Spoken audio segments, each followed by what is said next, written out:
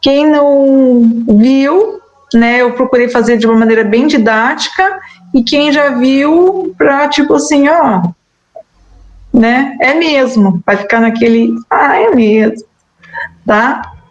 Gente, o Vinícius saiu, o Vinícius estava tentando resolver as coisas, já foi embora, e o que a gente faz? Prof, eu tô aqui, que eu entrei piloto, tô gravando já. Ah, tá. Você tá gravando? Sim. Então agora escuta essa nossa conversa inicial, para ficar bonitinho. Então tá bem.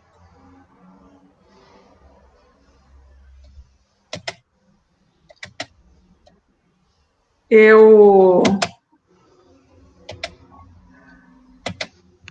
estou aqui compartilhando a minha tela e já vou aqui para... Vocês me dêem um alôzinho? Tá compartilhando? Sim. Beleza. Aqui no PowerPoint. Então, vamos lá. Então, o objetivo da nossa aula tá em bom som para vocês, né? O objetivo, então, da gente entender o HIV, a abordagem de hoje é entender a estrutura e entender essas estruturas como alvo de ação das terapias antirretrovirais, e também as terapias antirretrovirais combinadas, principalmente, tá? Vou dar uma passeada aqui com relação à estrutura do HIV. Então, para quem não teve microbiologia virologia de microbiologia, eu vou colocar para vocês o seguinte: que esse vírus é um vírus envelopado, ele tem um envelope, que agora está bem famosinho esse envelope por causa do coronavírus, né? Então, ele tem um envelope que já vou falar para vocês, né? Já vou antecipar para vocês que ele é formado da membrana citoplasmática da célula hospedeira. Nessa membrana citoplasmática aqui, que para o vírus é chamado de envelope, ele tem essas espículas, que são as glicoproteínas, tá? Essas aqui em azul. Essas proteínas, elas vão ser definidas e denominadas como GP, glicoproteína, de superfície, na verdade, que é o envelope, a parte mais externa, e elas são definidas, esses números, por causa do peso molecular. Então, eu tenho uma GP 120, porque ela tem 120 kilodaltons. Quando eu tenho uma GP41, é porque eu tenho uma glicoproteína, essa aqui também é uma espícula, de 41 kilodaltons. Então, nessa espícula, a parte maior é a 120 e a parte menor a 41. A somatória das duas é a GP 161, que vocês vão ver que é uma somatória mesmo, tá bem? Também esse envelope aqui, que vocês vão ver que vai ser bem importante para a entrada do vírus depois, essas espículas vão ser bem importantes para a entrada do vírus na célula hospedeira. Eu preciso sempre de uma especificidade entre receptor e da célula hospedeira e dessa adesina, que é essa espícula. Depois eu tenho uma estrutura interna que é comum a todos os vírus, porque nem sempre o envelope nem tem vírus envelopado e não envelopado, mas vírus todos têm esse capsídeo. O que é esse capsídeo? É uma estrutura proteica extremamente específica. Cada vírus tem o seu tipo de proteína.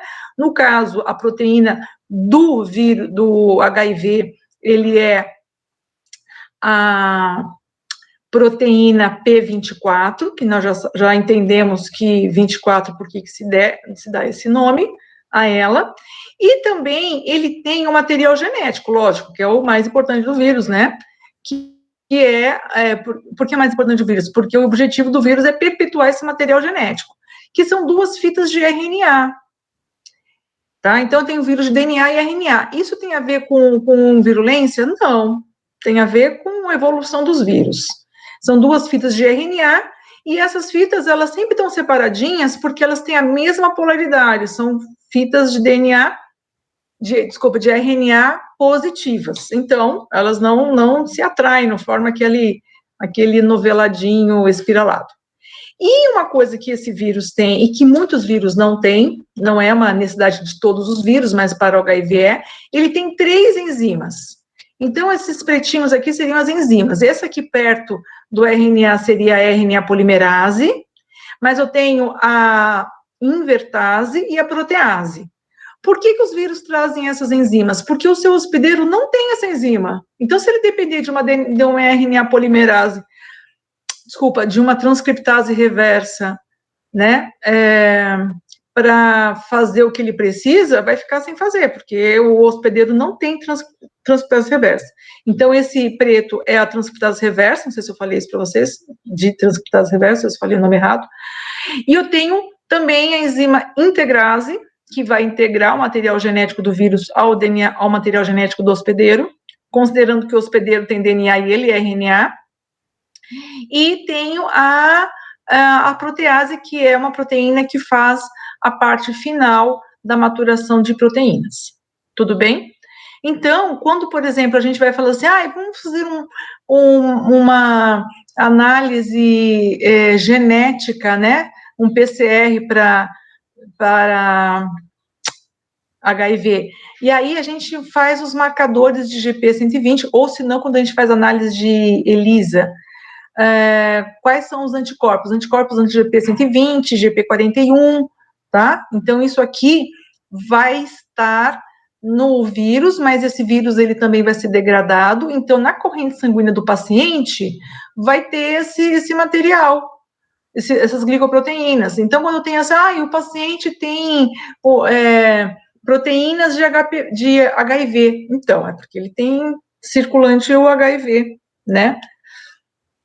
Então, eu vou colocar esse videozinho aqui para vocês. Só pergunta, tá gravando já? É isso? Sim. Beleza. Então, esse videozinho que eu vou postar aqui para você, que eu vou apresentar para vocês, ele é em inglês, mas o que me interessa é a imagem. Tá? Eu vou deixar baixinho aqui. Vou fazer uma tradução simultânea. Olha só, ele aparece exatamente como eu mostrei para vocês, envelopado, as espículas, tá? E ele vai falar que uma situação crucial desse vírus é ele fazer a sua montagem. E olha só como é importante, vou baixar um pouquinho mais aqui, como que ele é importante essas espículas, porque elas é que vão possibilitar o reconhecimento. Então, uma das coisas que a gente fala muito assim, olha, o HIV, ele tem afinidade por células CD4. Ai, desculpa, deu um problema aqui técnico. Ele é afinidade por CD4. Só que quando a gente fala em CD4, a gente pensa em linfócito CD4, mas eu tenho que relembrar que monócito tem CD4, que macrófago tem CD4, que células dendríticas têm CD4, então todas essas células são alvo do HIV, tá? Da infecção, tá? E aí eu tenho os receptores específicos, que são o CD4, e os correceptores, que a gente vai ver com mais intensidade daqui a um pouquinho nos próximos vídeos. E aí ele faz essa bem didática, que ele fala que a GP41, ele vai se associar ao receptor CD4, que bonitinho, e aí eu tenho receptores ou correceptores que vão auxiliar nessa estabilidade de entrada. Então, embora o CD4 seja muito importante para a entrada, os correceptores também são muito importantes para essa entrada. Por quê? Sabe-se que a ausência desses outros receptores dificulta a entrada do vírus. E aí, esse vírus que é envelopado, e eu já falei para vocês, olha, esse vírus é envelopado, e o envelope é a membrana citoplasmática do hospedeiro. O que vai acontecer? Por ter uma membrana citoplasmática, há uma fusão da membrana citoplasmática do hospedeiro com a membrana citoplasmática, entre aspas, envelope do micro-organismo, do vírus. E aí ele vai liberar a integrase, né, a protease e a transcriptase reversa, ou qualquer um deles. Então, todo esse material é liberado intracelularmente no citoplasma, tá? E aí, no caso da transcriptase reversa, ela vai fazer esse ponto aqui, ó. Esse vírus, ele faz o contrário do que nós esperamos, que é fazer DNA a partir de RNA, porque a gente aprende que, né, DNA, RNA, proteína. Nesse momento, a transcriptase reversa, ela vai transformar esse molde de RNA viral em em uma entrada para a produção de um DNA. Então, eu tenho, né, uma polimerização de DNA e RNA. Mas aqui, o que acontece? Esse DNA que se formou agora vai ser polimerizado e vai formar a segunda fita de DNA. Bom, então, o vírus que veio com RNA transformou o material dele através do modelo, né, do molde do seu RNA em um DNA. Então, eu tenho o RNA positivo, o complementar dele é um DNA negativo, e aí ele faz uma outra fita de DNA positivo, e aí eu tenho uma estabilidade de DNA. Bom, o fato dele ter uma estabilidade de DNA faz com que eu possa ter ação de uma segunda enzima. Que enzima é essa? Ai, meu Deus, desculpe. Que enzima... Vamos lá no meio do caminho, saindo mais para frente. Que enzima é essa aqui? Essa é a integrase. O que a integrase vai fazer? Ela vai fazer algumas adaptações no material, né, no DNA viral, e aí ele vai propiciar que esse DNA estava lá no citoplasma, entre lá no núcleo, e aí ele faz uma clivagem de DNA do hospedeiro e inserir o material genético no hospedeiro. Ou seja, a partir de agora, e essa molécula aqui, que é o material viral, que está inserido no DNA do hospedeiro, ele é chamado de provírus. Inclusive, se eu fizer uma microscopia eletrônica, eu não vou encontrar esse vírus, porque o vírus está todo, assim, fragmentado no hospedeiro. Eu tenho o capsídeo já está degradado, a membrana citoplasmática, que é o envelope, já está lá na membrana do hospedeiro, o material genético está dentro do DNA genético do hospedeiro, então, aparentemente, você não tem nem o vírus dentro da célula, mas você tem o provírus. Qual é a vantagem? Por que o vírus fez isso? Porque ele agora vai ter uma vantagem importante. O vírus, quando ele se insere no DNA, quem que fazia isso? Os vírus de DNA, por exemplo, o HPV. Nesse caso, o vírus de RNA conseguiu burlar essa lei biológica, ele faz um retrocesso, entra no material genético do hospedeiro, e a partir de agora, quando o hospedeiro, ele vai se multiplicar por ele, porque células, né, havendo uma replicação, por exemplo, na medula óssea, se eu contaminar a medula óssea, células, né, iniciais da hematopoiese, se essas células estiverem contaminadas, eu já tenho o vírus não faz força para se propagar, ele vai se propagar com o próprio hospedeiro, então ele consegue duas vias de propagação, a via, né, vírus e fazendo todo o movimento que a gente vai ver, e a via do hospedeiro fazendo a sua multiplicação de células e propiciando a perpetuação do micro-organismo, tá? E aí, o que acontece? A partir do momento que esse vírus agora, ele vai fazer a abertura e vai fazer a leitura. O que ele está fazendo a leitura a partir disso? Está fazendo RNA, de novo RNA? Sim, porque o RNA vai lá no ribossoma, vai ler essas proteínas, e essas proteínas virais precisam ser adaptadas com uma adaptação final, que é a maturação através da protease. Essa é a protease. Então, a protease, ela faz uma clivagem, tornando essa proteína estável. E que proteína é essa? A proteína de capsídeo. Então, ele vai encapsular, e aí ele vai sair da célula, a célula não vai ser clivada, e o vírus sai. Então, um vírus entra, em questão de meia hora, vários vírus saem dessa célula que está viva, mas ela está sequestrada, está escrava, que a gente chama. Só que esse envelope, ele tem uma diferença em relação à membrana citoplasmática do hospedeiro, porque ela tem essas espículas. Então, como é que esse envelope conseguiu essas espículas? Porque uma das coisas que o vírus tem que fazer a célula produzir são as espículas para ele, e fazer com que essa estrutura seja inserida na membrana. Então, são glicoproteínas de membrana. Agora, você imagine o macrófago vendo uma célula com espículas. Ele não vai entender que é uma célula, que é um linfócito. Ele vai entender que é um vírus, é um supervírus ali.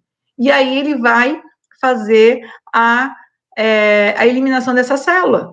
Então, na verdade, quem mata a célula não é o vírus. Quem mata a célula é o sistema imunológico do hospedeiro. Porque essa célula escrava vai ser toda diferenciada pelas espículas, porque o vírus vai transformar essa membrana em seu envelope. Tá? E isso, assim, todo vírus, toda célula sequestrada vai ficar cheia de aqui não está aparecendo didaticamente, mas aqui parece que a espícula surge. Não, ela fica ali fixada na membrana, tá? É uma glicoproteína de membrana. Tudo bem? Bom, o objetivo da terapia é fazer isso aqui, ó. Considerando que esse vírus vai entrar, vai se multiplicar e vai sair em meia hora, por exemplo, um paciente HIV positivo sem terapia, ele produz bilhões de vírus, de partículas virais diariamente. Então, nós vamos ter que fazer com que esse vírus não faça todo esse movimento que a gente acabou de fazer. Então, nós vamos ver, e quem sabe ele não entra, e quem sabe ele não faça a transformação em DNA. Quem sabe a gente vai tentar vários mecanismos para impedir, né, por drogas, que esse movimento não aconteça completamente, tá? Ou são os inibidores de protease, inibidores de integrase, inibidores de fusão, e aí a gente vai ver passo a passo cada um deles, tá? Bom, com relação quando a gente fala em HIV, é bom que a gente tenha a ideia de que o HIV, na verdade são dois, né, HIV1 e HIV2. Eu vou falar só do HIV1, porque o HIV2, ele não é uma realidade próxima nossa, ele é uma realidade de algumas regiões africanas, e que ele não atende bem ao tratamento. E, aliás, quando a gente trabalha com HIV, a gente, né, já conhece, e esse material é bastante recente, saiu, inclusive, esse ano, 2020, que ele faz uma análise sistemática da relação do HIV. Nós temos o HIV1 tipo M, HIV1 tipo N, HIV1 tipo O. Sendo que o HIV1M, ele tem vários subtipos, tipo 1, A, B, C, D, E, F, tá bem? Agora, interessante é que o HIV-M, por exemplo, ele está mais próximo de um HIV símil do que o HIV-1N. E, aliás, existem vários outros até mais próximos, então tem uma relação muito mais próxima do que o HIV-O. O que a gente tem mais, assim, o que mais se propaga entre nós, assim, diferentes países, é o HIV-M. E o HIV-2, olha só o que acontece, ele está muito distante, ele entra já num outro braço de percentagem de similaridade entre eles. Então, os tratamentos que nós temos é para o HIV-1, principalmente o HIV-1M, tá? Vamos ver a situação aqui no Rio Grande do Sul, em relação aos tipos. Vou dar só uma pincelada, tá? Nós temos uma epidemiologia de HIV-1, que é o subtipo circulante que a gente vai encontrar aqui na região sul do Brasil. Então, é um trabalho de 2015, e que eles analisaram um material em Cruz Alta. E Cruz Alta, eles até apresentam nesse artigo que Cruz Alta atende outros municípios menores.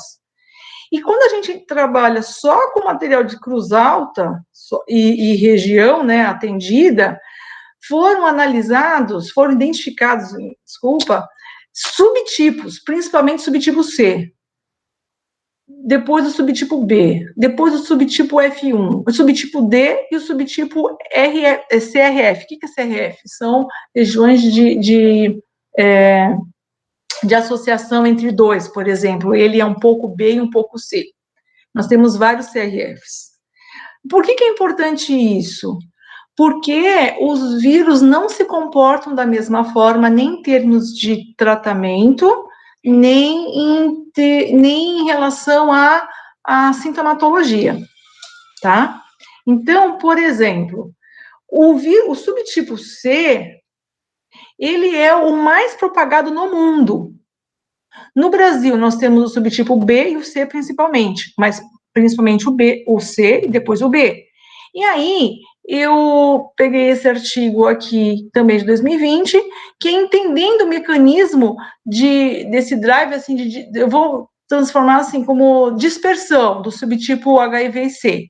Ele fala, olha que coisa interessante, que a origem desse subtipo C, que é o que mais nos chama a atenção, os dados filogenéticos, eles dizem que o subtipo C, que é do grupo M, ele provavelmente surgiu na República Democrática do Congo em 1909, né? Até 1930 foi a origem dele. E que ele tem se espalhado, tem se dispersado heterogeneamente em torno do mundo, e que os dados filogenéticos sugerem que a origem desse HIV-C, ele aconteceu nessa região específica lá da República Democrática do Congo, nem sei falar esse nome aqui, não me arrisco, né, mais ou menos saiu daquela região na década de 50. E que nesse tempo ele tinha um fluxo muito grande de imigrantes que vieram de Lubumbashi, não sei como fala isso, certamente é tudo errado essa forma que eu falei, que das regiões vizinhas, né, primariamente dos trabalhadores de Minas, eles têm muitas minas de carvão lá. E esse crescimento, ele aumentou muito o risco da transmissão. E que esse ancestral que veio dessa região, que se espalhou na década de 60, né, foi a origem do C. Só que existe uma situação importante, eu vou até pular um pouquinho aqui, que ele vai falar que aconteceu na década de 80, aquela coisa toda, porque ele era uma situação... Então, as pessoas tinham, né, AIDS em situações muito antes do que a gente imaginava, só que era uma situação pontual e que provavelmente, né, o mundo não via isso. E aí ele vai dizer o seguinte, que essa introdução, esse movimento sociocultural que aconteceu nessa região levou à migração dessa população para o sul da África, aumentando, né, a relação entre esses países vizinhos e facilitando exponencialmente o crescimento da infecção pelo HIV-C, que durante a década de 80 e 90, né, nós temos esse boom. Só que ele fala também que, desculpa aqui, fala assim, por que o HIV-C, ele é o mais prevalente no mundo hoje? Então, né, tudo bem, nós entendemos o começo dessa história, mas hoje em dia, parece todo mundo, né, a grande maioria, mais de 40% das pessoas infectadas são pelo HIV-C, o que ele tem? Será que ele é mais virulento? Será que ele é mais patogênico? Parece que é muito pelo contrário. E que há uma questão, isso são dados de 2020, tá? que os dados, eles nos mostram que houve uma adaptação que na verdade, essa exposição do HIV-C, ele aconteceu muito mais não pelo vírus, mas por uma situação mais comportamental. Por quê? Porque ele foi melhor dissipado, melhor para o vírus, não para nós, é claro, né? Esse melhor é muito relativo, para uma dispersão maior nos grupos de risco. Então, houve uma transmissão maior entre esses indivíduos. E existe também uma situação que eu quero mostrar para vocês, que o problema do HIV-C é que ele é mais lento, ele mostra sintomas em um tempo mais tardio. Então, as pessoas infectadas, elas nem vão suspeitar que estão doentes por um tempo. Isso favorece a dispersão. Então, eu vou ter uma associação de uma maior distribuição nos grupos de risco e também digamos assim, uma menor exposição virulenta do HIV-C, do HIV-C, desculpem, tá? E outra consideração muito importante é que o HIV-C, ele tem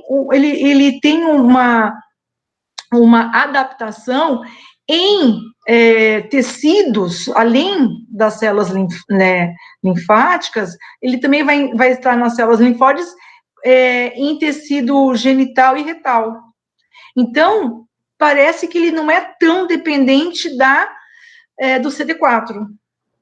Ele é dependente, mas eu estou dizendo, ele não é tão dependente. Existem também essas teorias.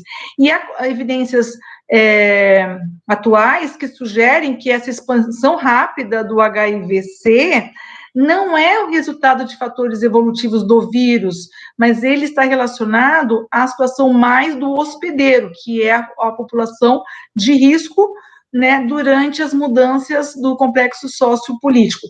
Inclusive, digamos assim, ele se torna um pouco mais silencioso. Então, voltando um pouquinho aqui, que ele fala do Rio Grande do Sul, então, voltando, né, Rio Grande do Sul, é a nossa realidade, alguns estudos têm sugerido que o HIV-C é menos virulento. Então, faz com que ele seja, tipo assim, ele fica mais tempo silencioso nesse hospedeiro, né? E isso faz com que você tenha uma progressão da doença mais lenta que outros subtipos, e essa infecção assintomática faz com que ele se torne mais longevo, né? Causando mais oportunidade da transmissão do HIV. Então, isso não é uma adaptação não é uma adaptação do vírus se expandir dessa forma, mas, por outro lado, digamos assim, o fato dele ficar menos agressivo oportuniza esse vírus a se propagar, né, pela situação do comportamento do hospedeiro. O que vai acontecer? Por favor, podem fazer perguntas, tá? Que eu fico falando, não sei se está rápido, se está lento, sei lá. Se comuniquem comigo, que eu não estou vendo, estou aqui falando comigo na minha sala. Quando esse vírus, ele entra no hospedeiro, ele vai, em questão de meses aqui, esse aqui está na internet, todo esse material está na internet, tá? Esse CD4 tem uma contagem de células CD4. Então, sericamente, o que vai acontecer? Eu vou ter, olha o que acontece, um aumento de vírus, aí você vê que tem uma queda. Por que tem uma queda? O sistema imunológico está tentando eliminá-lo. Só que daí sobe novamente. E aí tem a derrocada. Aí começa a cair, se ninguém fizer nada, olha só. A situação do CD4 vai, né, no chão. O que vai acontecer com a situação do vírus em si? Eu tenho um pico do vírus e depois ele cai. E aí ele permanece. Em um dado momento, quando o CD4 está lá embaixo, ele sobe. Então, fala assim, aonde está o vírus aqui? Aonde está o vírus aqui, enquanto o CD4 está caindo? Por que ele tem um pico e depois ele cai? Será que ele vai para os provírus? Sim, porque eu estou analisando sericamente.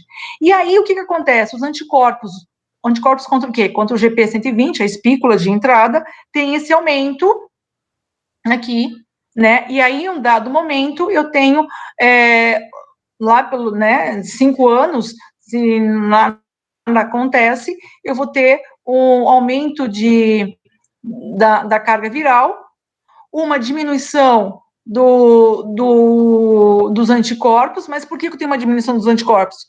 Porque eu estou tendo uma falência celular produtora de anticorpos. E depois também eu tenho a célula CD4 aqui num estado já de falência quase total. Qual é o nosso objetivo? O nosso objetivo é um grande objetivo: diminuir a carga viral. Esse é o primeiro ponto, diminuir carga viral, para que não aconteça, que isso aqui se preserve e não suba. E também que eu tenha uma preservação do CD4, porque nos linfócitos tem o CD4 e CD8, tem uma relação de CD4 maior que CD8.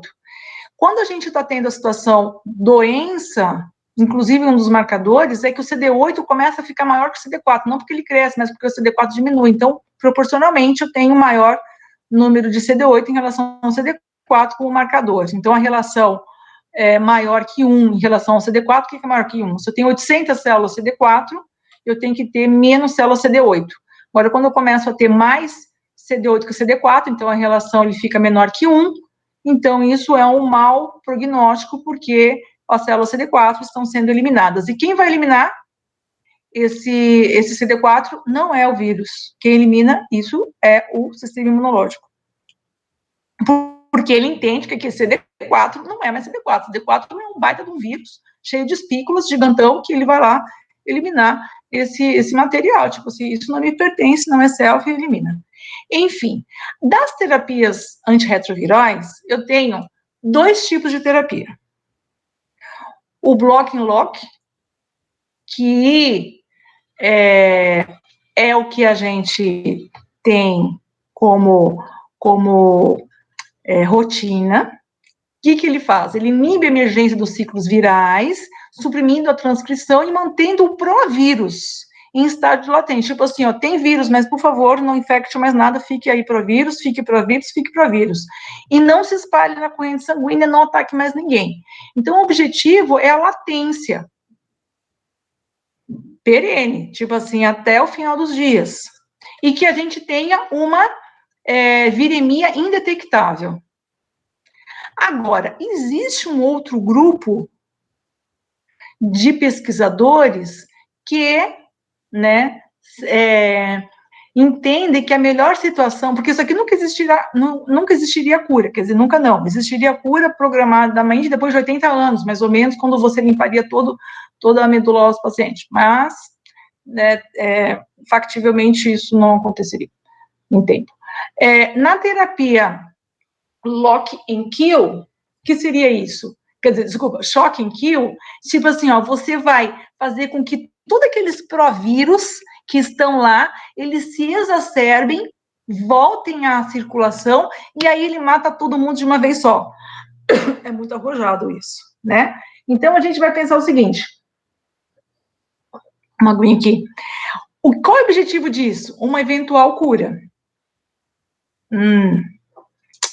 Então, eu tenho um vírus aqui, o que ele vai fazer?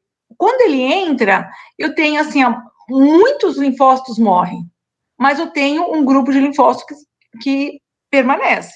E aí, eles vão entrar em latência, desculpe.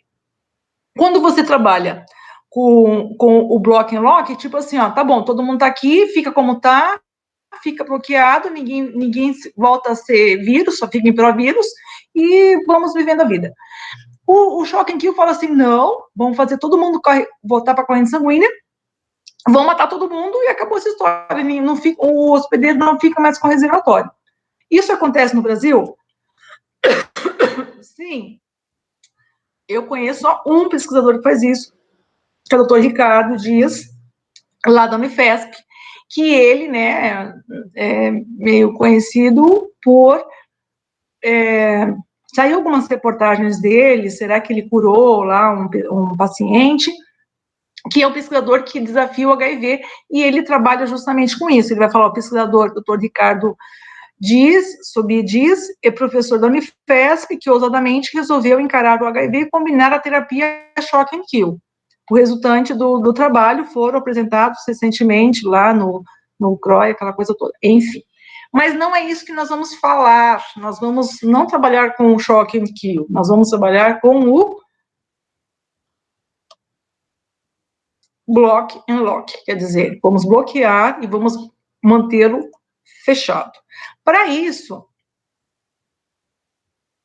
nós temos a terapia antirretroviral, que é a TARV, que ela está baseada no Block and Lock, quer dizer, nós não vamos curar o paciente, nós vamos mantê-lo, né, com um estado virêmico indetectável e com a CD4 numa relação fisiológica adequada em relação ao CD8. E aí, eu coloquei isso lá no Facebook, esse link aqui, que são os medicamentos hoje, porque o que nós estamos usando atualmente pelo FDA e quais são as combinações possíveis. Por quê? Porque muitas das terapias que elas eram agressivas, mais agressivas, e a gente tem um tratamento de longo prazo, elas foram descontinuadas. Então, eu vou trabalhar com o que nós temos atualmente, prescrito para esses nossos tempos.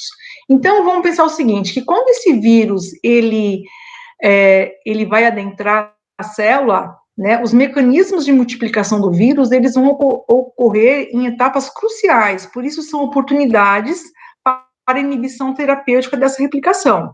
Então, a primeira coisa que vai acontecer é essa adesão à célula hospedeira, ok? Já sabemos que essa adesão acontece pelas glicoproteínas de envelopes GP41, GP120, e que a gente tem os receptores CD4, e o CXCR4 e o CCR5. Qual é o mecanismo de drogas que vai tentar fazer isso? Os inibidores de fusão. Então, vamos ver aqui, esse material que foi produzido pela The Lancet. E aí...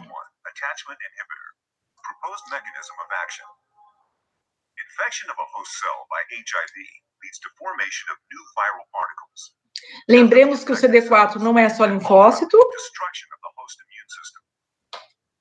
HIV particles carry GP120 proteins on their outer envelope, which play a vital role in allowing the virus to bind to host CD4. Isso aqui não precisa de solução, né? Ele está bem didático. Só que daí, nesse momento, já se entende que além do CD4, você vai ter a atuação dos correceptores CXCR4 e CCR5, tá? E existe o tipo de um balanceio, digamos assim. Esse GP120, ela precisa fazer uma alteração de conformação espacial. Lá na bioquímica, vocês viram, assim, a conformação terciária. É preciso que essa conformação aconteça, se modifique nessa ligação. E aí, um dos fármacos, ele vai impedir justamente isso, vai impedir que haja essa adaptação estereoquímica. O que é estereoquímica? É a química espacial da molécula, estereoespaço, né?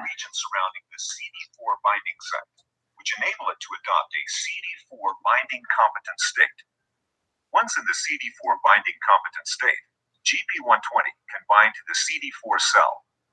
Following binding to CD4, GP120 undergoes further folding, which leads to exposure of its co-receptor binding site. E os correceptores são o CCR5, principalmente. CCR5 or CXCR4 co-receptors. Following co-receptor binding, ok, então, olha só, nesse momento, eu preciso, tá vendo que está havendo uma alteração aqui na GP41, tá? isso vai ser bem importante como mecanismo de droga antirretroviral. E aí, se não for impedido, acontece isso aqui que nós já vimos aqui. Beleza, o que me interessa nesse vídeo é isso. Beleza, então, GP41, GP120, CD4, CXCR5, não está aqui colocado o CXCR4. Ok, vamos ver os inibidores de fusão atualmente. Nós vamos ter, isso aqui só o nome, o Fusion, né, que é Fuvertide, eu tenho o Maraviroc, e eles vão ter situações diferenciadas. Quais situações diferenciadas? Por exemplo, todos esses aqui vão tentar inibir a entrada. Sendo que, ao Efuvertide, ele vai impedir a entrada através da ligação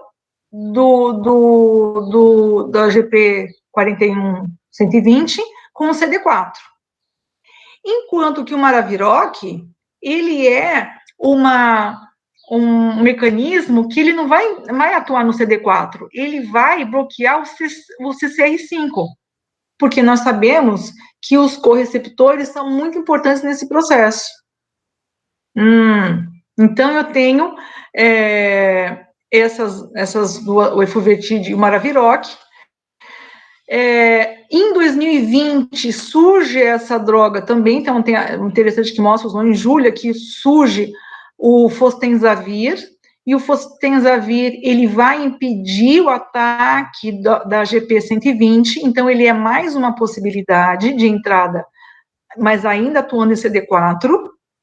E nós temos, há 2 anos, né, que tem se falado bastante dessa droga, que a ibalizumab, ela atua nesse pós-ataque do CD4, do receptor, em situações, em certas células semi-imunológicas necessárias para a entrada da célula. Então, ele vai fazer um bloqueio depois que essa ligação acontece. Só que, fala assim, bom, e qual que você vai escolher? Bom, você pode bloquear o CD4, você pode bloquear o CCR5, você pode bloquear o GP120, né, impedir que o vírus se acople no GP120, são todas possibilidades. Só que, vamos pensar o seguinte, peguei um outro artigo aqui, que na evolução do HIV, nós temos o seguinte, quando a gente fala que o paciente tem um HIV M, C, né, o HIV1C, que é um MC, e depois vai depender de outros subtipos, sei lá, a gente vai pensar que a gente chama de fenótipo de entrada. Mas existe uma coisa muito interessante.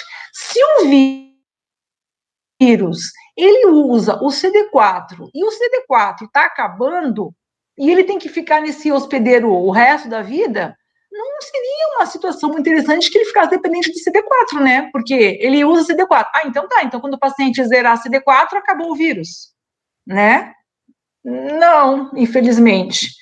Porque existe alguns relatos que mostram que quando essas células CD4, CCR5 se tornam limitantes, o vírus, entre aspas, evolui para usar células-alvo alternativas para suportar a replicação viral. Por exemplo, no sistema nervoso central, o vírus pode evoluir para usar uma célula que exibe apenas baixa densidade de CD4, não é tão dependente de CD4 assim, mas ele mantém o uso do CCR5.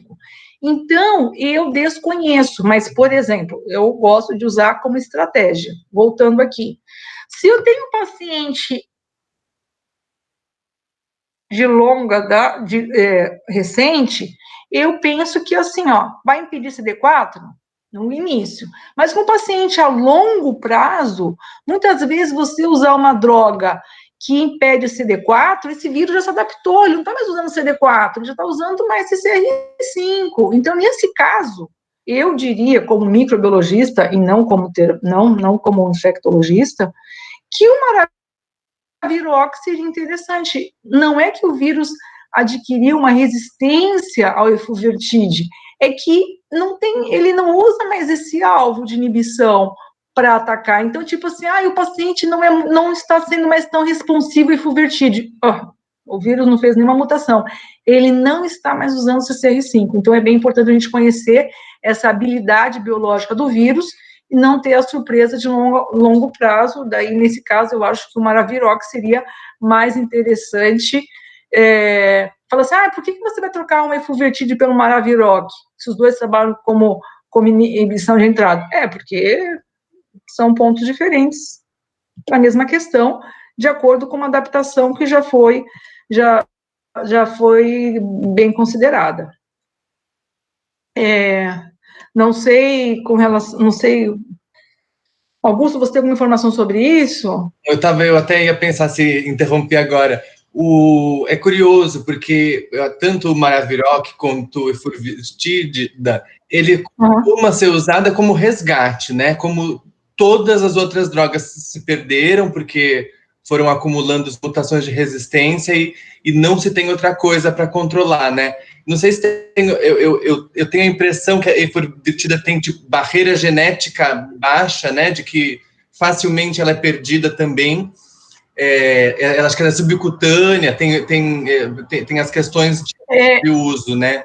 Mas ela não... Então, mas olha só, mas pensa comigo biologicamente falando. Quando você trabalha com um paciente de resgate em que as coisas não estão mais funcionando, porque, gente, pensa o seguinte, vírus muta, tá? E a gente vai ver que não tem muita coisa para ele mutar. Ele não tem quase nada, ele só tem proteína capsídeo, ele só tem as glicoproteínas, a transcriptase reversa, integrase e protease, e só. Qualquer coisa que mudar ali, já 20% já foi alterado, né? Se você vai pegar um paciente de resgate que a coisa não está funcionando, eu diria assim, já que você vai pegar um paciente de longa data, sei lá, alguns anos de terapia, em que esse CD4 já está baixo, por exemplo, eu biologicamente eu não conheço, mas estrategicamente eu pensaria muito mais em Maraviroc do que Fuvertide. Não porque o vírus sofreu uma mutação, mas entende isso? Porque é uma adaptação biológica e não uma mutação. Às vezes a gente fala, né? Porque qualquer coisa não funciona, é mutação. Eu diria que não é. Eu diria que isso é uma adaptação biológica do vírus em relação à sua célula hospedeira, porque é lógico, é óbvio, né? Se você tem a célula hospedeira alvo acabando, se você deixar acabar, vai acabar a história para ele? Não. E quem sabe só usar CCR5? Então, se você já entra naquela do tá acabando o CD4, só usa CCR5, na minha opinião, não tenho experiência com isso, óbvio, sou microbiologista de estudo e não de ação no paciente, mas eu teria uma tendência maior em pensar em Maraviroc do que Fuvertide. E se a coisa não funcionasse com Efuvertide, não seria uma surpresa para mim, entendeu? Sim, acho que sim. Eu acabo, me concentrando pouco nesses, porque a maior parte das drogas que a gente usa no dia a dia não são inibidores de entrada. Mas o Maraviroc, por exemplo, acho que ele é promissor, assim. Ele nesse paciente que você citou, do Ricardo Dias, o combo que ele recebeu incluía Maraviroc, né? Sim. Ele é o primeiro paciente que não fez mieloablação, né, para mudar, para não expressar CCR5, mas usou Maraviroc, além de outras drogas, né? Sim, porque ele faz um combo de ação, inclusive ele vai usar algumas drogas que estimulam o vírus sair da fase provírus e voltar para a corrente sanguínea, né? Exato. Quando ele usava só interleucina 2, um paciente morreu ali porque, ele tentou entrar com citocinas para ver se impedia, mas deu um super boom e o paciente, nos primeiros momentos, não foi nada eficiente, né? O lado da gente também é dar conta dos efeitos colaterais, né? Então, né? Os anticorpos monoclonais também, acho que é o futuro para um monte de coisa, né? Mas a gente ainda está entendendo o que ele faz no hospedeiro também. Sim.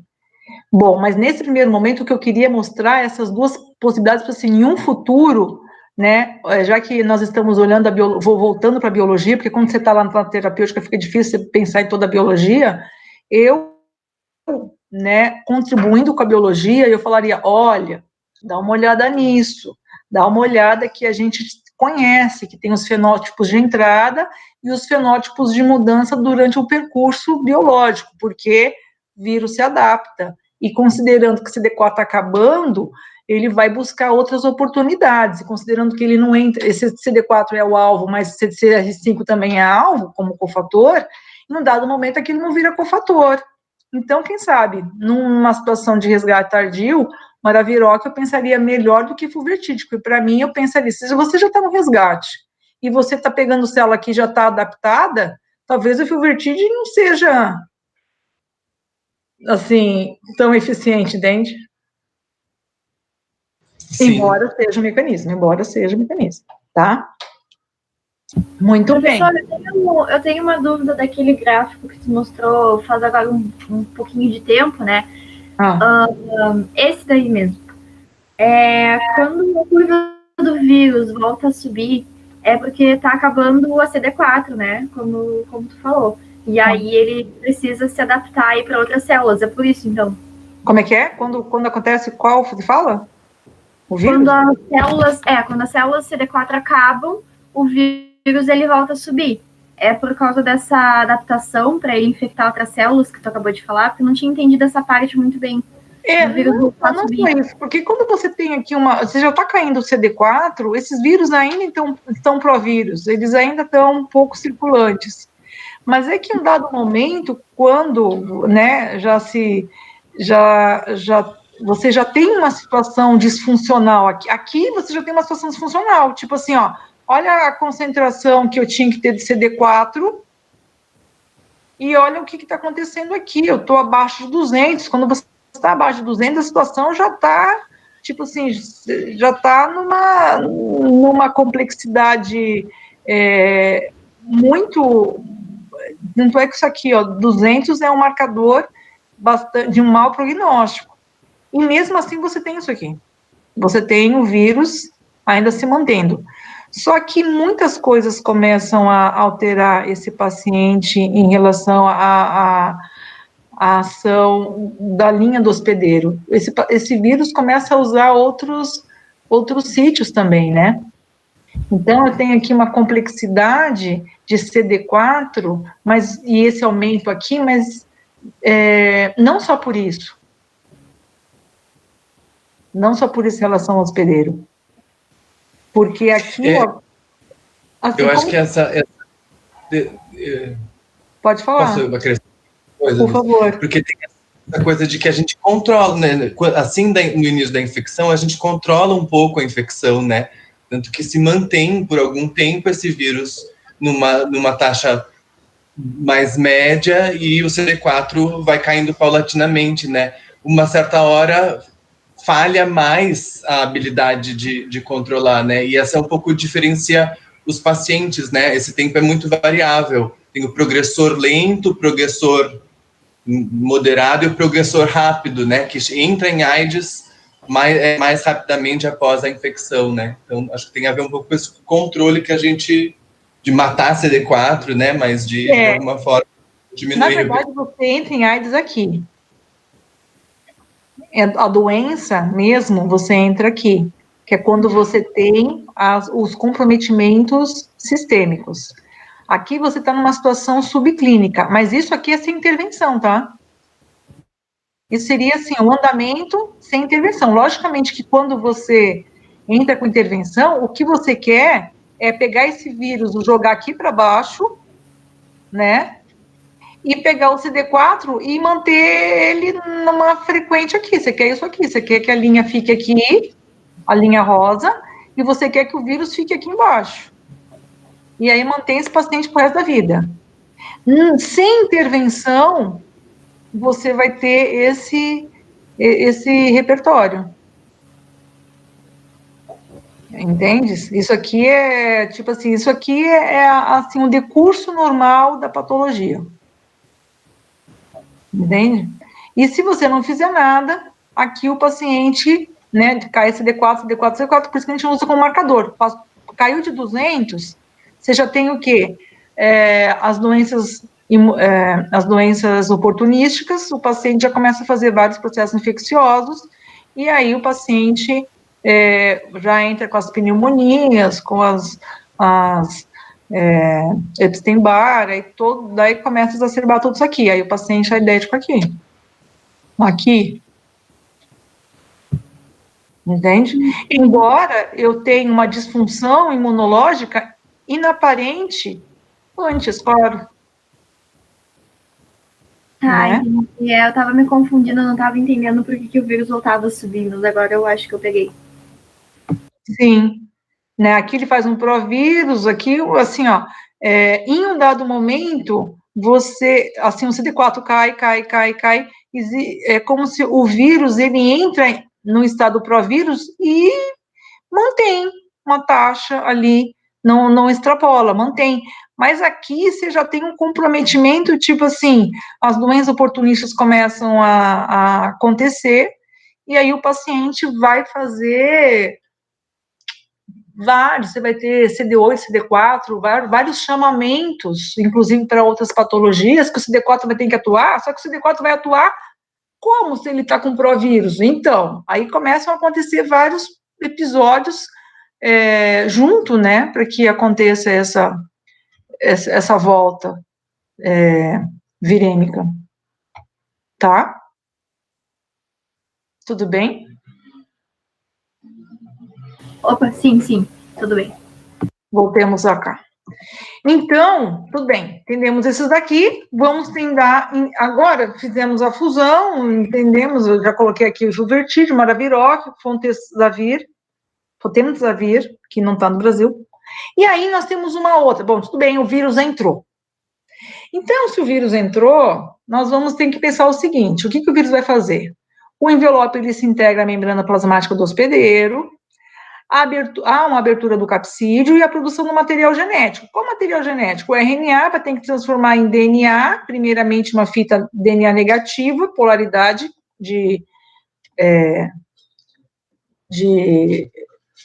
esqueci a palavra, complementar, e aí depois vai fazer o DNA positivo, e aí pronto, eu vou ter a integrase. Então, considerando isso, eu vou Não vou colocar esse vídeo. Esse aqui, a gente já entendeu isso. O que vai acontecer agora? Eu tenho duas terapias relacionadas, desculpem, vamos impedir o quê? Quem que vai transformar RNA em DNA? A transcriptase reversa. Então, vamos impedir a transcriptase reversa, porque o vírus até entra, mas se ele não fizer o material genético dele e integrar no hospedeiro, a gente pode acabar a conversa por aí. Então, vamos lá. After entering the cytoplasm of a CD4 cell, the uncoating of the viral core then occurs. Vamos às imagens, né? Aqui eu tenho o uncoating, que é assim, liberação do capsídeo. Aqui eu tenho o RNA, que já está ligado a uma DNA polimerase. Desculpa, a transcriptase reversa. Ok?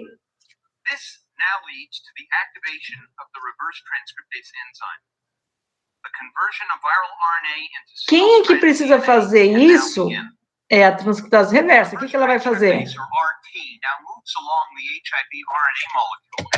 Como eu tenho um modelo de RNA, o que vai acontecer com a transcriptase reversa? Ela vai ficar colocando os nucleosídeos. O que é o nucleosídeo? É o nucleotídeo mais o açúcar. Vai colocar os nucleosídeos aqui. Quais são os nucleosídeos?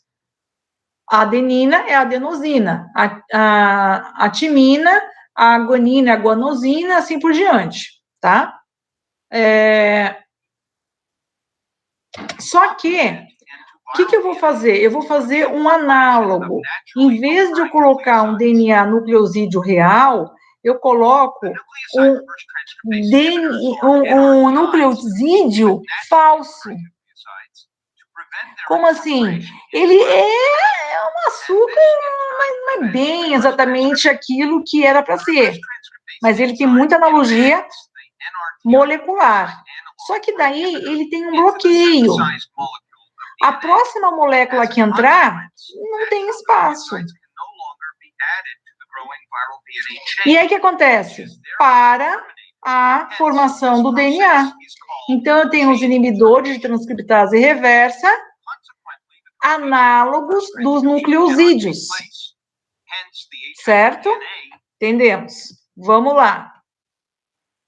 Quais são os inibidores de transcriptase reversa análogos? Eu tenho o abacavir, que é a guanosina. O tenofovir, e aí eu tenho as duas situações, é análogo de adenosina. A entricitabina, que é a citidina, análogo de citidina, que seria a citosina, mas no caso, o nucleosídeo é a citidina, e a lame, que é a lamivudina, que é análogo do timidina. Mas eu ainda tenho o AZT, que é a azidovudina. Então, os dois são análogos de T. Então, as dinas, né? A lamivudina e a azidovudina, todos os dois são análogos de T, ok? Então, eu tenho aqui, né, os bloqueadores de transcriptase reversa, análogos de nucleosídeos, abacavir, entricitabina, lamivudina, tenofovir, zidovudina. Ok? E aqui eu coloquei as características deles, né? O ATG, os análogos de purinas, que é o A e o G, né? O abacavir e o tenofovir. Tenofovir análogo de adenosina e o abacavir análogo de guanina. E entricitabina, lamivudina e zidovudina são os análogos das pirimidinas, que são o T e o C, ok? Então, se eu tiver essa situação de bloquear, beleza, né? O vírus não atua. Considerando isso, por favor, anotem esse mecanismo. Anotem, por favor, o que nós falamos sobre os de fusão, e agora nós estamos falando com os análogos de nucleosídeos, né? São esses 5, beleza. Agora, quando eu tenho as seguintes combinações, abacavir e lamivudina, quem que eu estou bloqueando e como? As duas são análogos, mas elas estão bloqueando quem mesmo? Elas impedem quem? Elas são similares a quem? O abacavir é similar a quem? Por favor, podem conversar comigo. Tem que tomar uma água.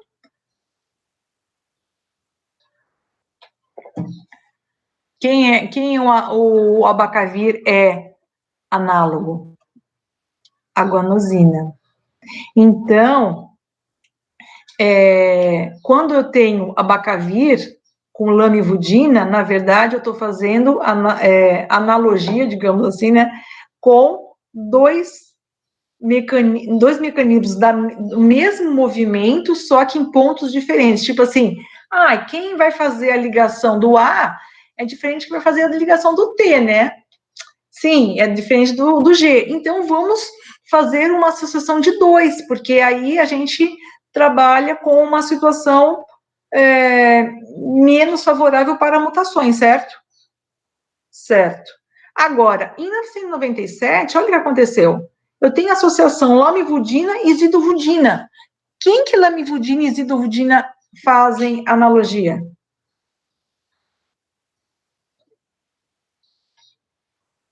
A timidina.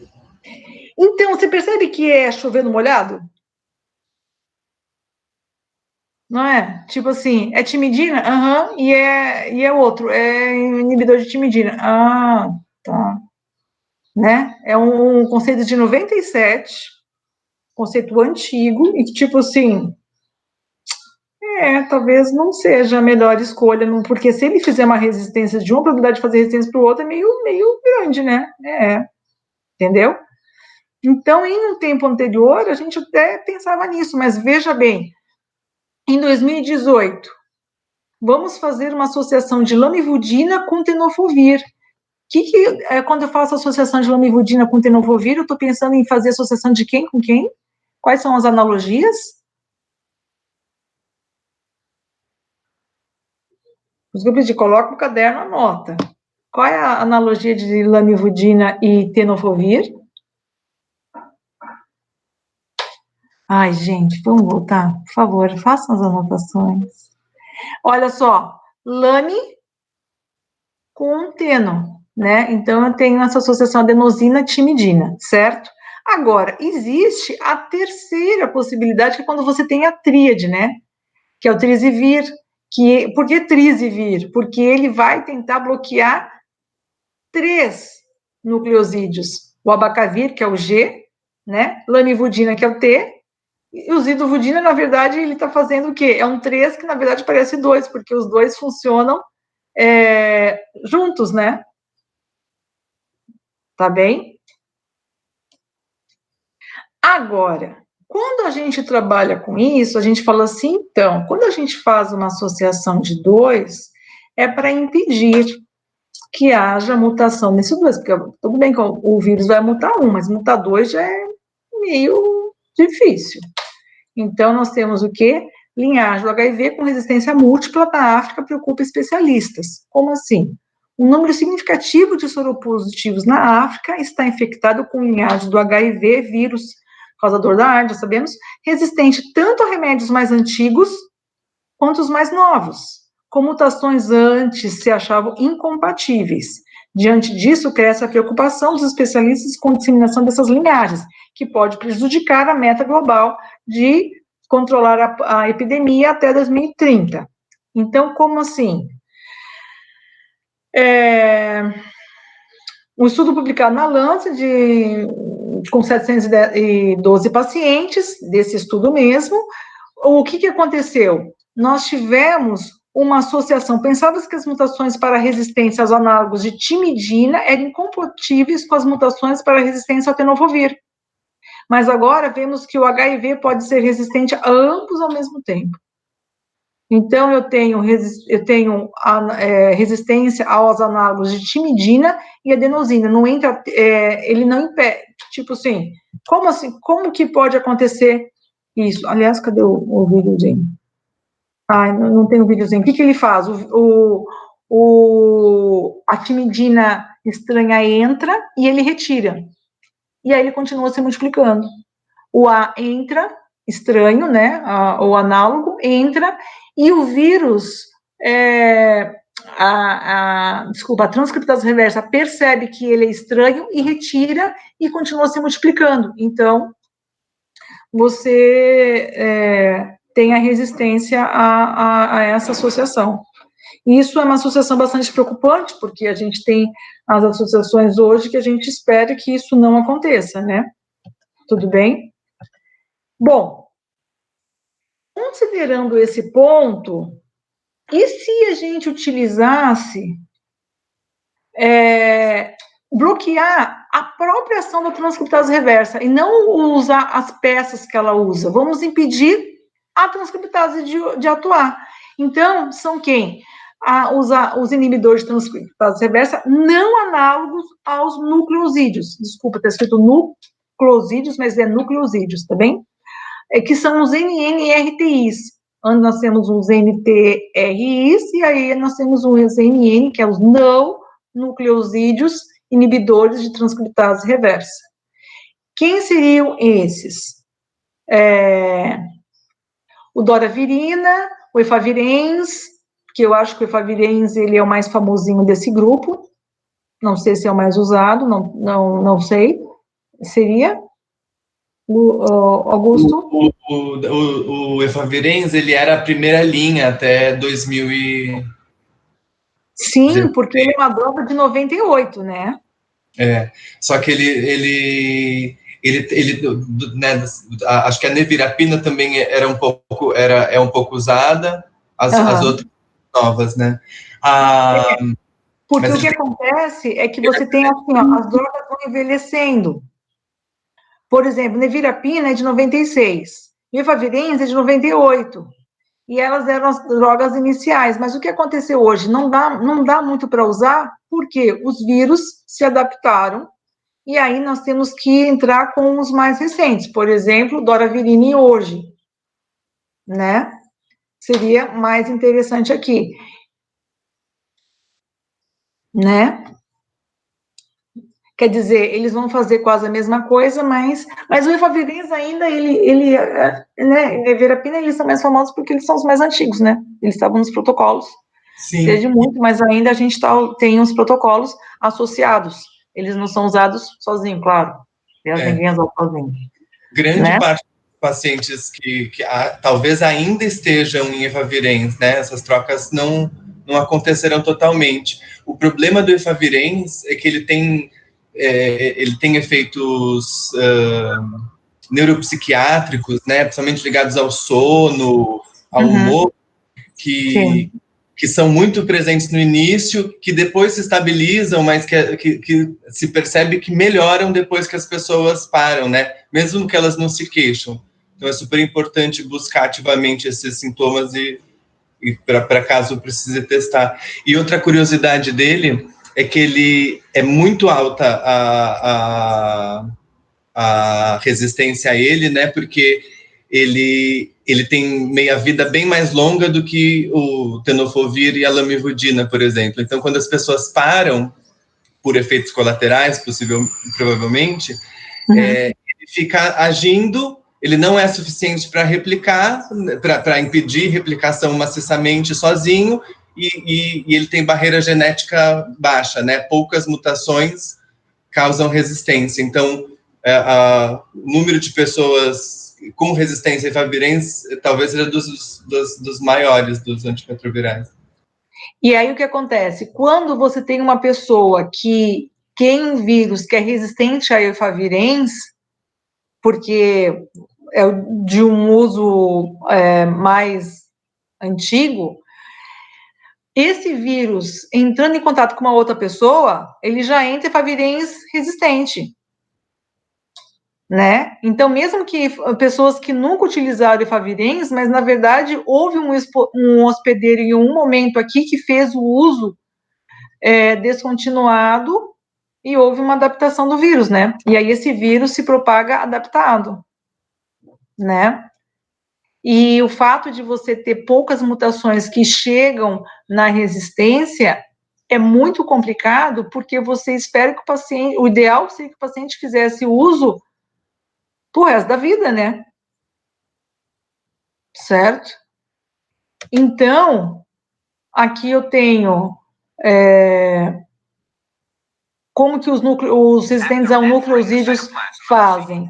Eles vão entrar diretamente na transcriptase reversa. Então, um videozinho aqui para ilustrar, fica na nossa mente. The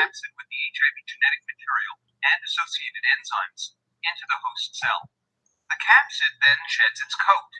The two viral RNA strands, which are themselves coated, and the viral enzymes are then released into the host cell cytoplasm. The reverse transcriptase, or RT enzyme, is then activated, and it is now ready to convert viral RNA into single-stranded DNA. At this stage, the non-nucleoside reverse transcriptase inhibitors, or NNRTIs, are able to block the function of the viral RT enzyme. NNRTI drugs target the viral RT. E aí acaba a ação dele. Inclusive, nós falávamos antigamente, agora nem se enfatiza tanto, que a transcriptase reversa, ela parece uma mãozinha, e ela tem um balanço para ele fazer a ação. Então, ele entrava na palma, a droga entrava na palma dessa mãozinha e impedia que houvesse a movimentação molecular, e aí impedia a ação do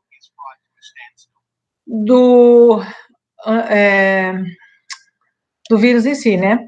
Então, nós temos algumas associações que a gente tem as prescrições, então as combinações, que seriam a combinação de um não nucleosídeo e de 2 análogos de nucleosídeo, por exemplo.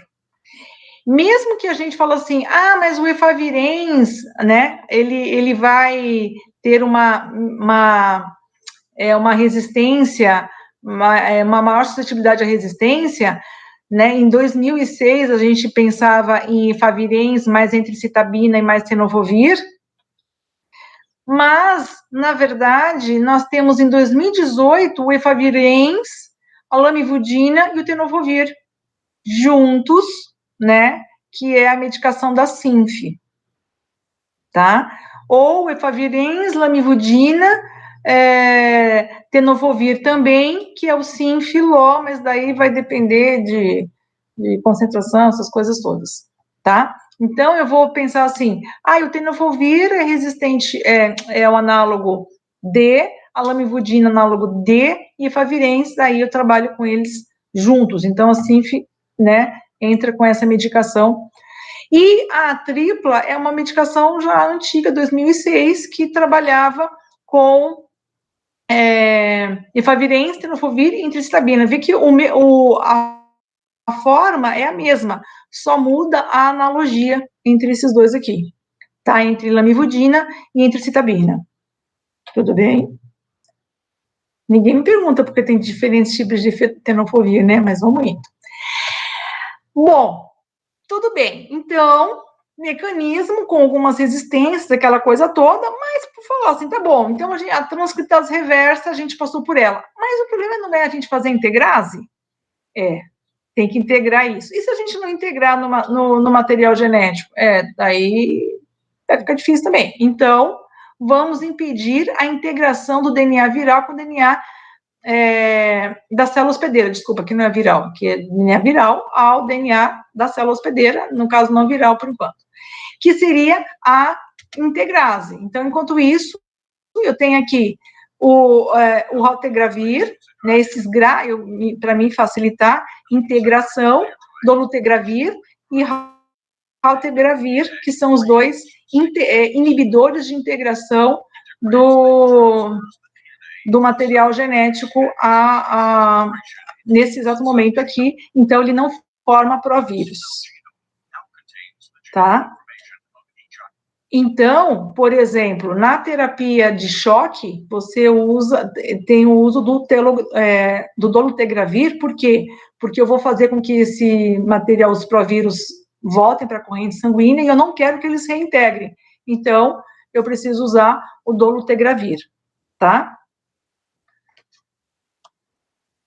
Bom, nesse caso, né, não no caso do professor Ricardo, mas eu tenho a associação, né, de 2019, que usa o dolutegravir e a lamivudina.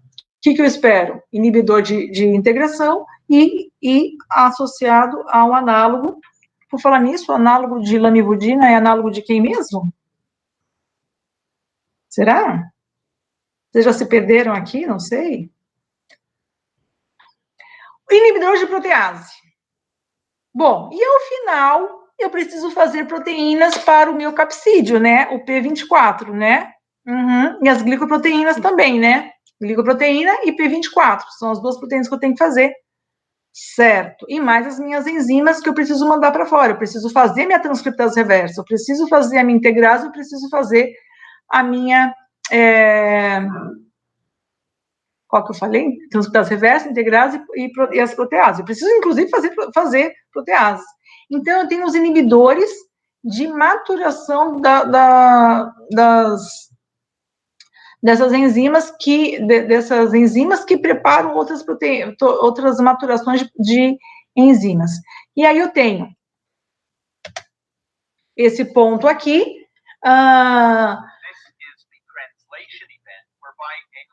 Ribosome will move along a molecule of messenger RNA, and the two of these in tandem are involved in the production of viral proteins. These viral proteins, in fact, include the viral enzyme. Agora, eu gostaria, enquanto eu estou mostrando aqui para vocês, que vocês se atentassem no seguinte: os inibidores de protease, eles são antigos, percebe que não tem nada novo aqui, ó. O mais novo foi em 2006, 14 anos, que é a Duranavir. Então, a gente ainda não conseguiu outras situações mais favoráveis, né? Tudo bem, já tem alguns, mas eles ainda não fizeram parte dos protocolos de uso contínuo para os pacientes. Então, eu tenho o atazanavir, o darunavir, um mais antigo, né, o fosamaprevnavir, ritonavir, que eu entendia que ele estava ainda meio bloqueado, porque existem vários efeitos colaterais nele, né, então existe umas restrições a ele, o saquinavir e o tripanavir, tá? Então, ele vai impedir que haja a maturação da formação das proteínas pelas proteases, certo? Bom, e aí, para finalizar tudo isso, eu tenho nos protocolos, vários protocolos aqui, essa medicação, né? Mas o que é o cobicistrate? O cobicistrate, ou cistrata, né? Ele é um potencializador farmacológico. Como? Porque ele vai atuar no hospedeiro na P450. Para quê? Para fazer com que o paciente metabolize menos rápido, porque, por exemplo, tenofovir, ele estimula a P450. Os inibidores de protease estimulam a P450. Então, o que vai acontecer? A droga fica menos tempo circulante, então você precisaria usar mais concentração para poder ter o mesmo efeito. Para que isso não aconteça, nós usamos essas associações, por exemplo, inibidor de protease e mais potencializador farmacológico.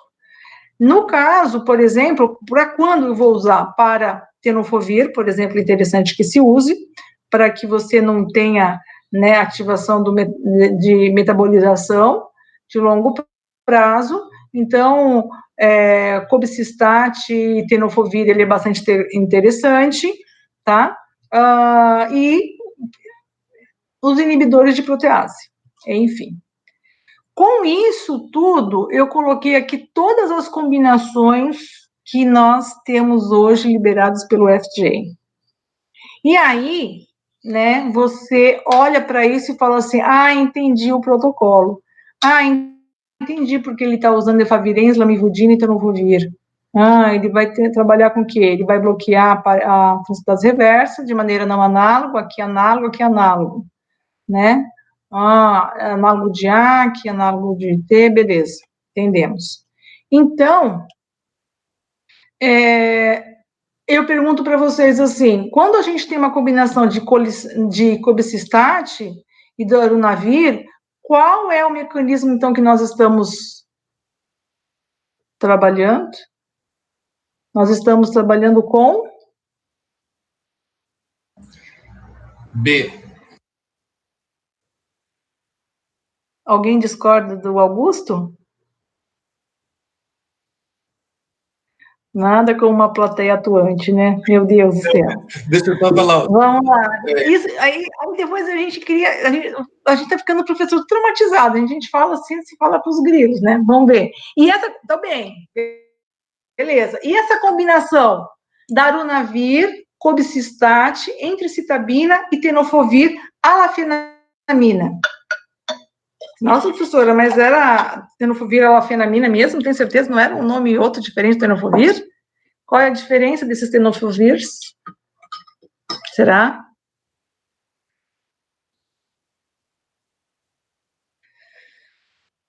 Primeiro, qual é esse mecanismo aqui, por favor?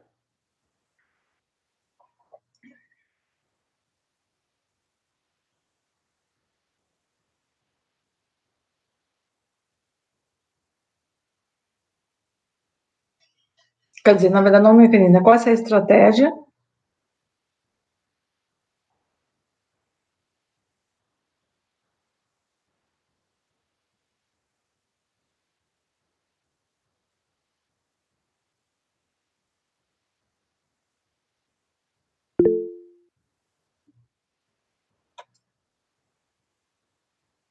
Tem alternativa para ele, será?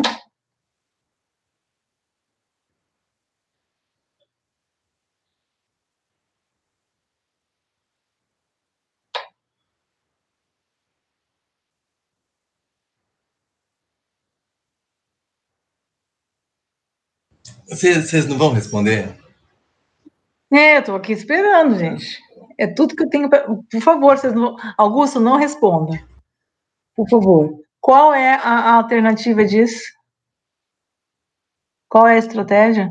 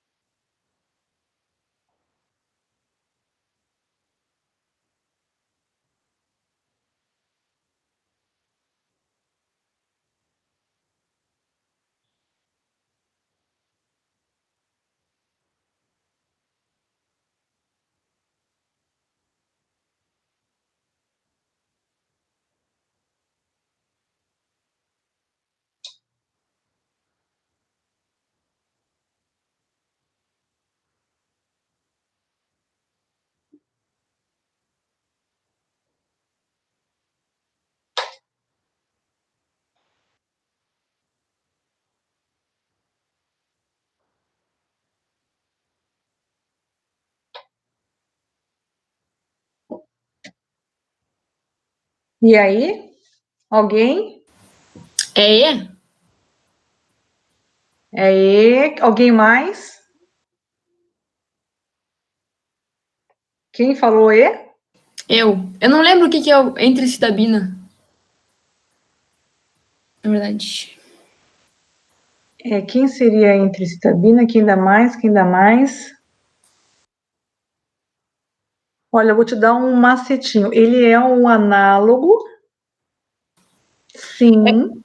É que eu também fiquei ficado entre B e E, mas acho que o tenofovir é análogo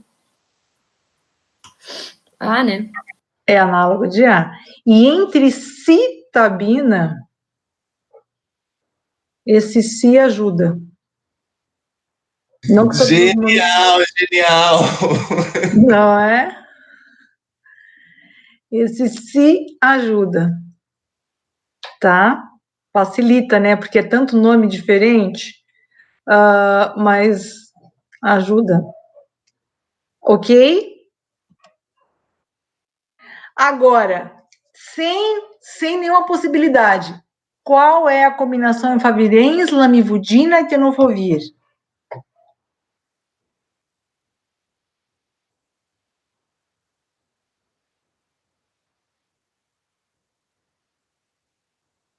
A não há, já sabendo tenofovir A. C não é, porque é entre citabina, já sabendo do citabina. Quem seria?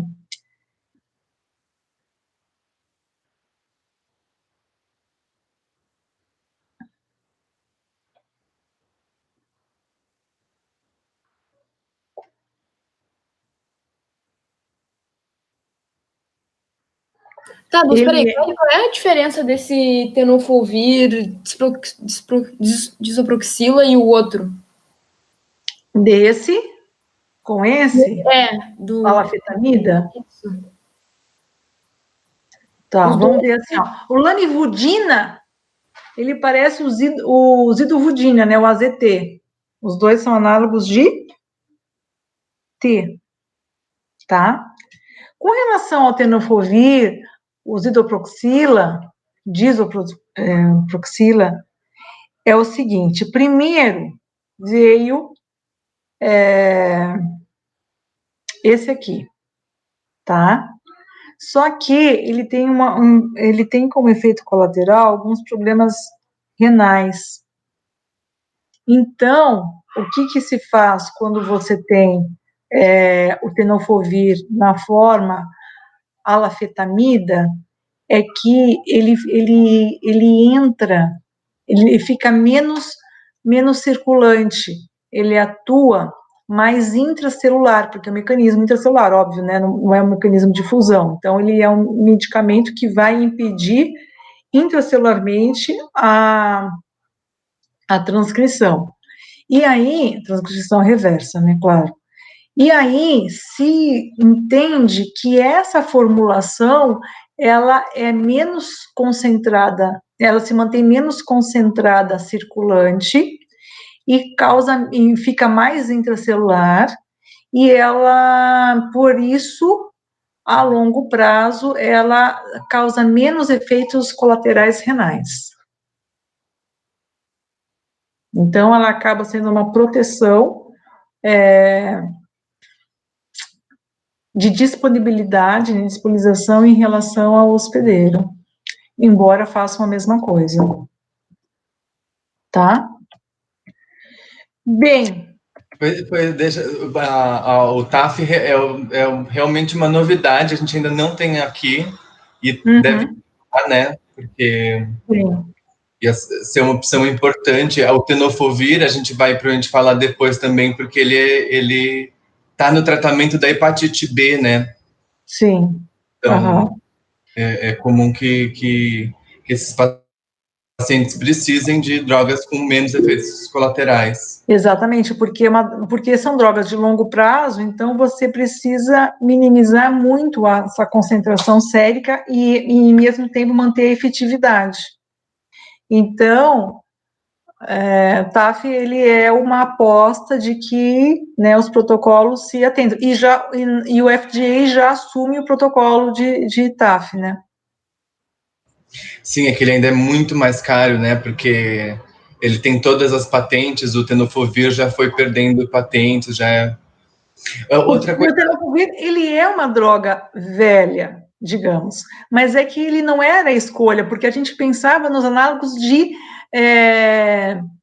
no AZT, nos análogos de timidina. Depois que a gente começou a ter resistência aos análogos de T, então, e também o abacavir, que eram os análogos de G, então usava-se assim, AZT e abacavir, análogos de T e análogos de G.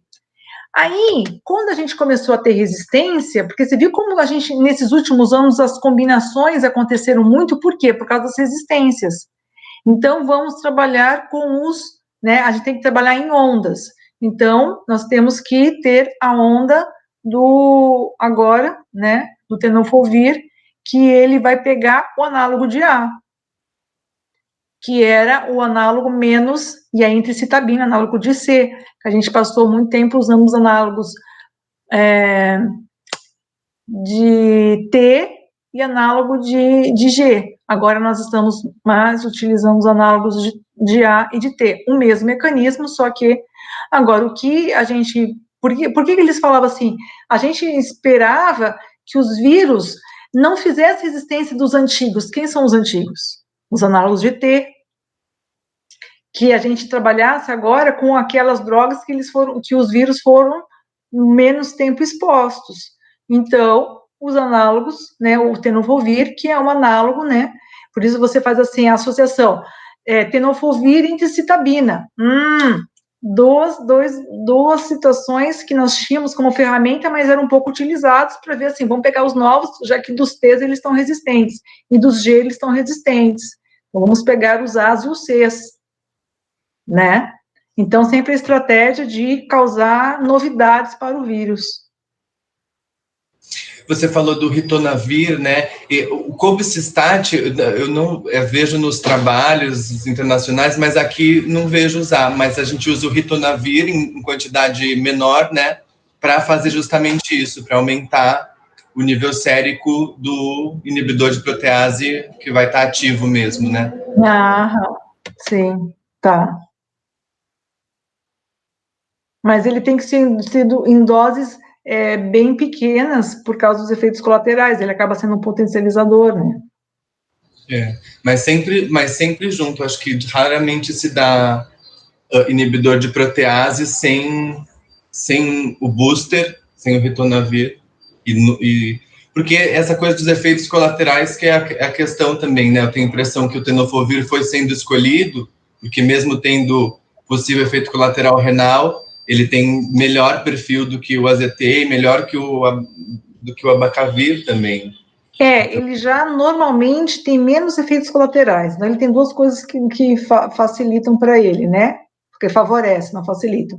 Ele, digamos assim, em primeiro momento, ele não era a primeira escolha, então nós estamos falando de 1996, 1998, 2000, não era a primeira escolha, a gente pensava em AZT e abacavir, então, digamos assim, ele ficou na prateleira, e depois ainda ele tem menos efeitos colaterais, né, ele tem menos comprometimento muscular, que você tem aquela perda muscular, né, que muitas vezes o AZT faz, que você tem aquele formação dos vincos, dos sulcos, né, então você tem um comprometimento muscular bem importante, que no tenofovir você não vai encontrar, né, mas a situação renal, ela é algo bastante importante, e já se tem essa ideia, né, de, no médio prazo, se liberar para uma droga menos comprometedora no estado renal.